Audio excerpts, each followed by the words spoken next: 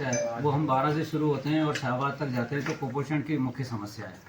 और मेरा पिछले 10 सालों से फील्ड ही यही है कि मैं केवल कुपोषण को खाद्य पदार्थों से या अपने खान पान से और लाइफ स्टाइल को चेंज करने से अपन कैसे कुपोषण से निजात पा सकते हैं उस पर फोकस है मेरा 10 साल से रहा है। तो मैं चाहूँगा कि मैं सारे 11th से 12th तक की बच्चियों की क्लासेस लें, हम सारे डॉक्टरों को यहाँ पे ट्रेंड करें कि वो डाइट पे ज़्यादा से ज़्यादा लोगों को बता सकें ताकि मरीज मतलब लोग हमारे पास बीमार होकर नहीं आए, लोग हमारे पास स्वस्थ होकर आए ताकि हमारे अस्पताल पे भी लोड कम रहे और पूरा 12 शहर स्वच्छता में और पोषण में सर्वोच्च शिखर पर रहे। ये मेरा आने का मकसद है यहाँ पर।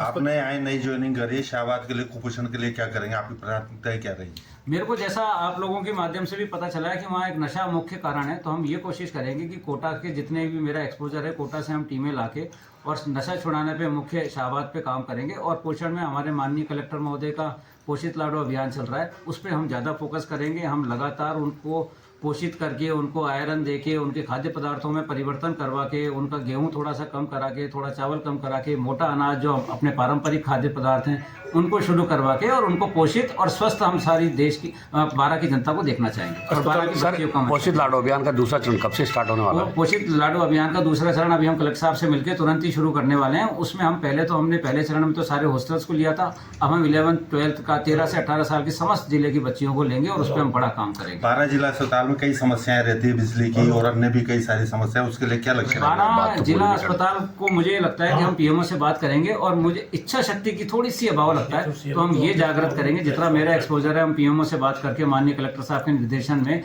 इच्छा शक्ति को दृढ़ करेंगे डॉक्टरों की, क्योंकि अगर डॉक्टर की इच्छा शक्ति किसी संस्थान में काम करने की है तो संस्थान सर्वोच्च शिखर पे पहुंचेगा ही पहुंचेगा। उसके लिए मैं इतना कर सकता हूं कि कुछ नवाचार करने के लिए मैं जिले में हमारे सामुदायिक स्वास्थ्य केंद्रों में सोच रहा हूं।